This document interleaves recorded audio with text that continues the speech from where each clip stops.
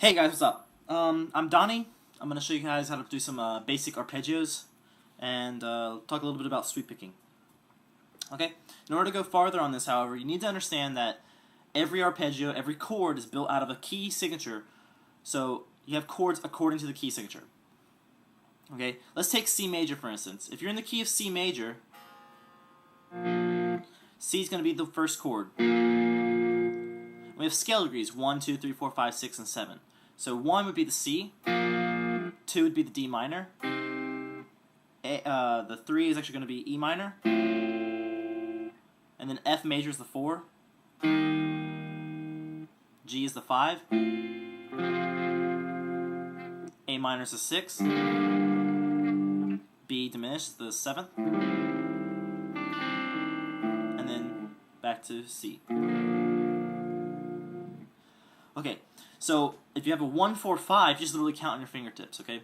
C being 1, D, E, F being 4, and then G being 5. So a 1, 4, 5 is C, F, and G.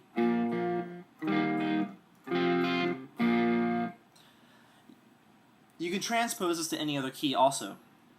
A 1, 4, 5 in the key of G would be G, A, B, C, and then D. Got it? So G, C, D.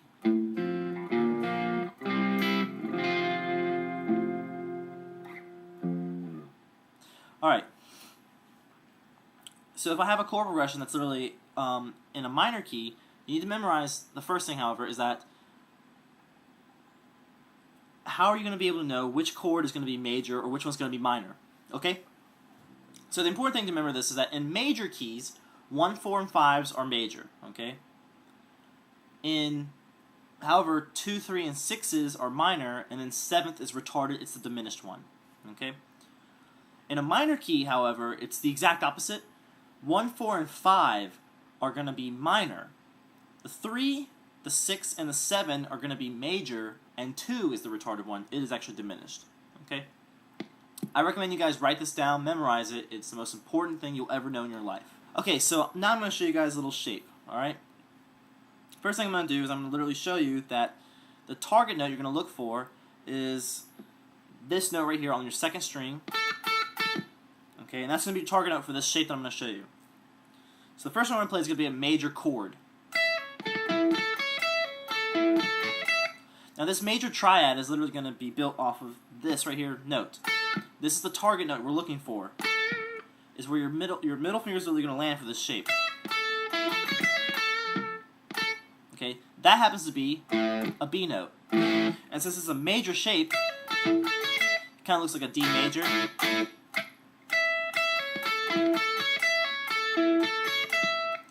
This is actually going to be B major then. If I moved my first finger down 1 fret, this is my, flattening a third, it now is a minor chord. Now it is B minor. If I remove this shape elsewhere, for instance, we'll say right here.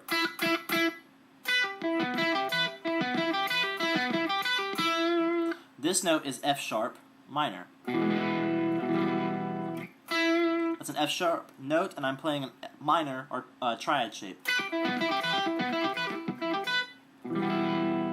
Okay, it's important to memorize the second string right here, your B string, and then of course the high E string and the A string. Now I'm tuned a whole step lower, so for simplicity's sake, I'm going to reference everything as though I'm in standard tuning. Okay, so let's say for instance this is a D.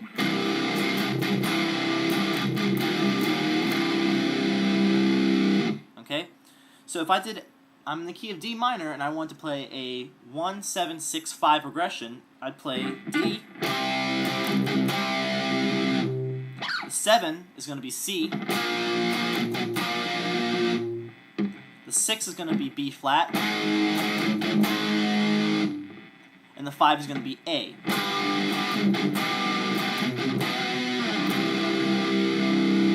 Back to the 1, okay? So if I want to arpeggiate over this chord progression, you just literally follow the exact same chord progression. You play a D minor.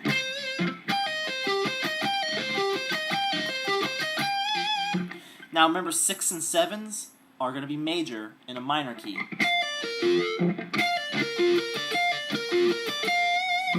the next chord is going to be C, so I have to look for C on my B string, this is the 12th fret, so it's 1 fret higher. B flat is going to be 1 fret behind the B note.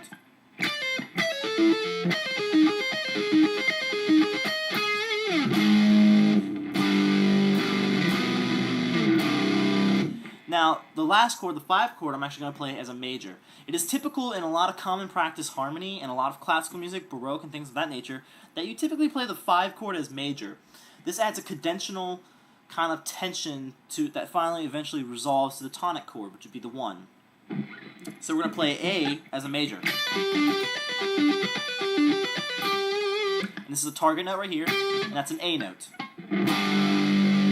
So again, over this chord progression, 1, the 7, the 6, and the 5. And this is in D minor. So here we're going to play the 1, the 7, I'm sorry, the 6, and then the 5.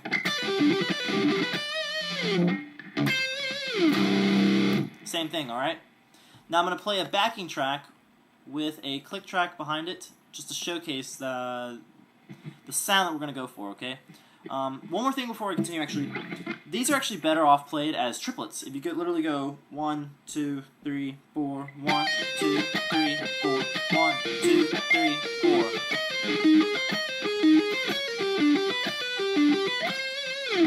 They actually work as triplets. When you count these, triplet, triplet, triplet, triplet, triplet, triplet, 1, 2, 3, 4, 1. Got it? Okay. You can make these work as 16th notes, but you'll have to go 1 E and a 2 E and a 3 E and a 4 E and a.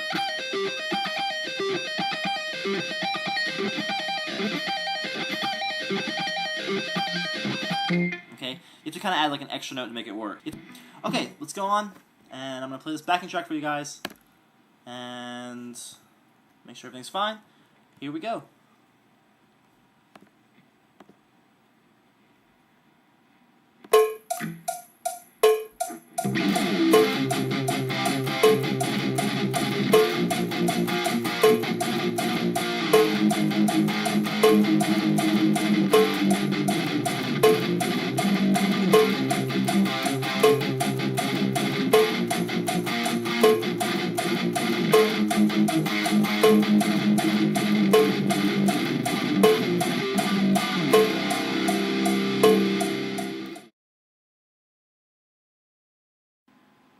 Okay, so now let's add the arpeggios, and we're really going to be able to hear how this is going to come together now, okay?